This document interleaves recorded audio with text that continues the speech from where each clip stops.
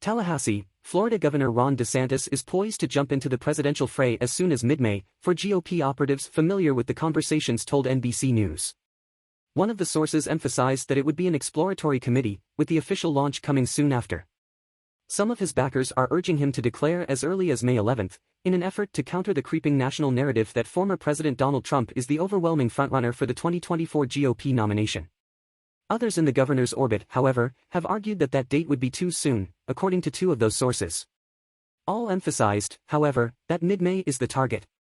DeSantis, long viewed as Trump's strongest Republican challenger in 2024, has traveled far outside Florida in recent weeks to raise his profile. But some of DeSantis' allies have started to question his readiness as his poll numbers have lagged and he has fell victim of a series of self-inflicted wounds. An imminent launch would help alleviate the compounding anxiety among supporters over DeSantis taking too long to jump into the fray and risking missing his moment. In a clear sign of movement on the campaign front, national political vendors descended on Tallahassee this week, vying for work on DeSantis' forthcoming campaign. There has been an influx of national firms in town over the last few days, said one of the Florida Republican operatives familiar with the meetings. It feels like a team that is staffing up, not scaling down. A second operative said they signal a likely presidential launch sooner than some expect, even as DeSantis has increasingly faced headwinds and fledgling poll numbers in recent months. Large campaigns require in-house planning and this has been vendors assemble week in Tallahassee, said a third source familiar with the meetings. The meetings come at a precarious national moment for DeSantis.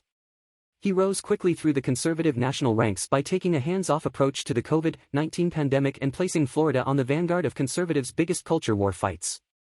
He has, however, seen his political ascent bogged down in recent weeks as Trump has hit him with at times near-daily attacks, most of which DeSantis did not respond to.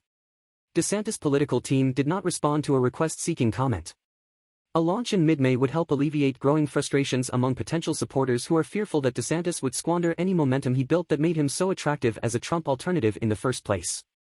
A good politician knows when their moment is and they seize the opportunity. There's no question that the door is swinging against DeSantis, said Dennis Lennox, a Michigan-based Republican strategist who wants to support DeSantis in 2024. Governor DeSantis is the only Republican who can beat Trump. He is the only Republican who can beat Joe Biden. But he's starting to look like a Scott Walker in 2015, Newt Gingrich in 2012 and Fred Thompson in 2008, maybe even a Chris Christie, who ended up not getting into the race.